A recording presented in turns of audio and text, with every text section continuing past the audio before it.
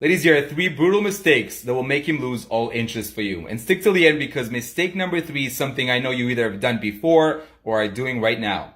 Number 1, you allow him to take over your entire life and take over all your time. Ladies, remember, a relationship is supposed to be a component in your life. It's not supposed to take over your entire life. Number 2, ladies, remember, it goes both ways. So don't try to occupy all of his time or take over his life.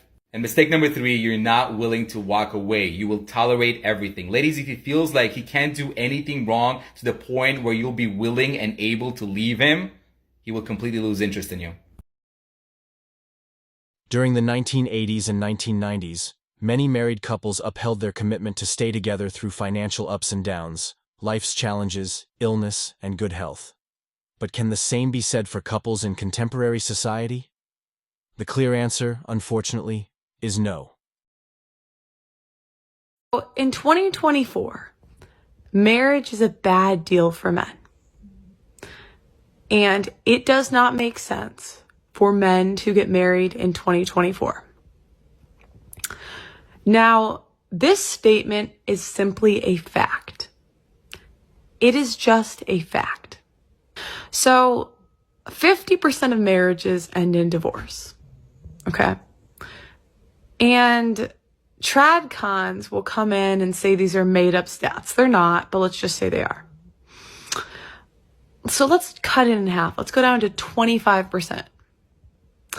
If you did a business deal where your partner is paid to leave, and in the process of leaving, this business partner has the power to accuse you of assault, to ruin your entire reputation, to fire you, to help make you lose your job, to disparage you on social media, to take half of the money that you've spent 20 years working for, to take your children.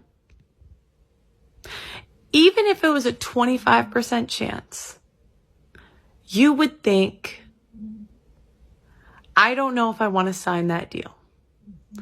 I don't know if that's a good idea. Y'all want to know what I've noticed? Let's get into it. There's an issue that I keep seeing in today's society. There's a lot of women who want a husband. A lot of them.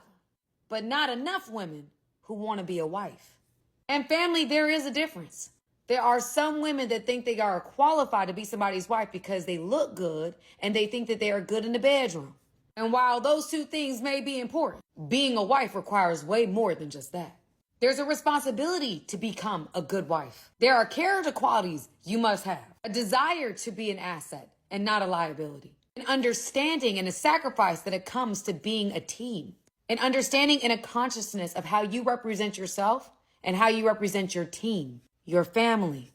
Now, y'all can continue to believe the lies of culture if you want to, but a lot of those lies is what's keeping you single. Why modern men avoid marriage? Let's approach this question from an investment perspective, setting aside romantic ideals and procreation. Treat marriage like a business partnership where you are putting your entire present and future capital at risk. The harsh truth is that the risk-to-reward ratio in marriage often appears unfavorable to men, making it an unwise decision. In such an analysis, the worst-case scenarios are the ones that present significant challenges, while positive outcomes rarely lead to complications. Consider the statistics. Around 50% of marriages end in divorce, meaning the business faces a 50% chance of failure. The average marriage lasts about 8 years, and a staggering 80% of divorces are initiated by women. Statistically, entering marriage gives you a 50% chance of failure within 8 years, often based on your partner's decision.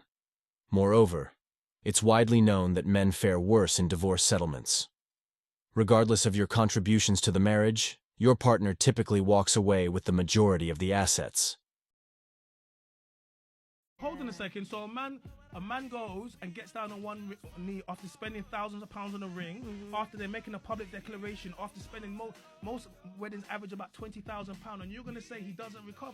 No, hold on a second. I'll tell you what happens is women initiate divorce 70% of the time, and 5% of those time is only DV. The rest of the time is all these things you women talking about, emotional feeling. A man is not going to spend all that money on a ring, on a marriage, and after 5 years, 10 years, wake up one day and decide that he's going to give you half. Men don't do that. What percentage is cheating though? Because that's quite a big thing. No, to but women. So okay, when we speak about cheating, Statistic. yes, that's a statistic. So when women speak about cheating, they act like cheating is women cheat just as much as men. So let's not play that game. So it really comes down to the fact that you wake up one day, you have not invested anything, and society and your friends tell you it's going to be better outside, it's going to be lit for you when you come outside. So you divorce your man for any reason, but it's only less than 5% is DV. To marry or not to marry now? Let's compare this high-risk scenario with the alternative, choosing not to marry. Without marriage, there's no risk of loss, though there is an opportunity cost. You may have missed out on the 50% of marriages that don't end in divorce, but your financial capital remains entirely yours to manage as you see fit. Many benefits traditionally associated with marriage, excluding children, can be independently achieved. For instance, meals, housekeeping, and decorating can be outsourced, and companionship can be found through short-term relationships or other arrangements. In essence, except for considerations involving children, the same returns expected from marriage can often be attained without the capital risk. Marriage, a high-risk proposition. In conclusion, marriage stands as a high-risk endeavor. As a man, why would you willingly enter a partnership with a 50% chance of failure, where the other party often initiates the breakup and takes the majority of the assets? This situation mirrors the famous line from the movie War Games.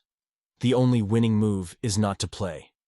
A century ago, marriage served as the only socially acceptable avenue for physical intimacy within relationships. Society's norms dictated that sex outside of marriage was unacceptable. Thus, for a man to have a sexual relationship with a respectable woman, marriage was often the only option. Every Sunday night together, I want you to ask this question. How can I love you this week? What do I need from you this week? How can we minimize chaos in the house this week? Just ask that question and see if there's money stress, see if there's relational stress, see if we need to put sex on the calendar, see if we need to go on a date night, see if what do we need to do in this house? We need to go exercise. What do we need to do in this house to begin to minimize the chaos? And that concludes today's discussion on MGTOW Voice. Don't forget to like, subscribe, and hit that notification bell to stay updated on future videos. Share your thoughts in the comments below, and I'll see you all in the next video.